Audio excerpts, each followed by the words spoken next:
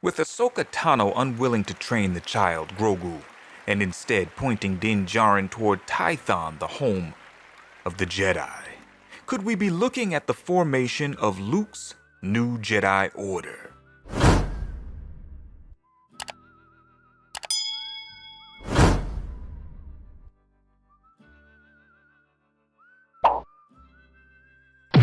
Welcome back to the Cave of Wonders, Dreamwalkers. I am your Sith Lord Callous for Lord Callous TV. And this is the Rancor Report, where we bring you the dark side of Star Wars news, reviews, theories, and clues. Episode 13 of The Mandalorian Season 2, entitled The Jedi, introduced live-action Ahsoka Tano to the Star Wars universe. Now, if you've been following the series, then you know that our main protagonist, Din Djarin, has been quested to bring the child, or more affectionately known as Baby Yoda, who we now know has a name Grogu, to the Jedi. Mando finds Bo-Katan on the water moon Trask, and she tells him where to find Ahsoka Tano, on the planet Corvus. Mando travels to Corvus and does in fact find Ahsoka there, but she refuses to train Grogu, citing that she can feel the fear in him, and she is unwilling to be responsible for the fate of another failed Jedi. We get a sense that she is referring to her former mentor and friend, Anakin Skywalker. But what is curious about this episode is the fact that Ahsoka never rejects the title Jedi, as she so vehemently did in the Clone Wars and in Rebels, after her departure from the Order.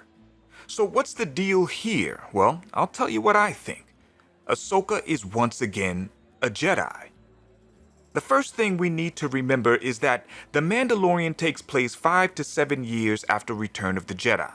This is the time period that Luke Skywalker would be combing the galaxy for Force relics and Force sensitives to initiate in his new Jedi Order. The second thing to remember is that Ahsoka Tano was one of the voices heard in The Rise of Palpatine when Rey was channeling the Jedi of the past, which leads me to believe that Ahsoka has joined Luke Skywalker's new Jedi Order. Now, in the latest Kylo Ren comic series, which aims to give some backstory into Kylo Ren's life prior to The Force Awakens, we meet a handful of Luke's trainees. Then, without spoiling it, at the end of Jedi Fallen Order, we see how Cal Kestis and Seer Junda deal with the holocron they'd been looking for, which causes them to look at the Jedi Order a little differently.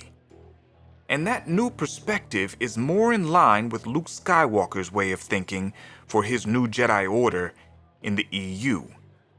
So as The Mandalorian continues to bridge the current canon with elements from the EU, having Ahsoka Tano join the new Jedi Order could be the way to close some of those gaps created by the sequel trilogy. In fact, if Lucasfilm is at all considering revisiting the final 3 movies of the Skywalker saga to make some much-needed adjustments to the lore and continuity, in my opinion, then having Ahsoka Tano, Ezra Bridger, Cal Kestis, Seer Junda, and Night Sister Merrin join the new Jedi Order could be the perfect stepping stone. Loosely based, we would have Cal Kestis filling the role of Kip Duran, Night Sister Merrin replacing Night Sister Karana T, Seer Junda substituting for Kyle Katarn, and Ezra Bridger replacing Koran Horn. Now, I wouldn't want this to be any kind of a permanent replacement for those original characters, but simply a way to preserve the continuity moving forward, as we then later introduce those characters. But you guys let me know your thoughts in the comments. Has Ahsoka Tano joined the new Jedi Order, or has she simply stopped correcting people when they address her as a Jedi? And who do you think is going to answer the call? Should Grogu extend his Force awareness once he arrives on Tython? And don't forget, if you're new to the channel, subscribe for more Star Wars content. You can also catch me in the Nerdvengers Tower on the Den of Nerds, covering legends and canon lore. And if you're so inclined, we have memberships available for the channel, so you can join the Dreamwalkers Clan of the Sith as we bring order to this YouTube galaxy. I want to say a special thank you to my current members, John Matrix, Rhodes Rance, Biggles Metz, and Callisto Arcus. Thank you for your support. Hey, listen, I do what I love.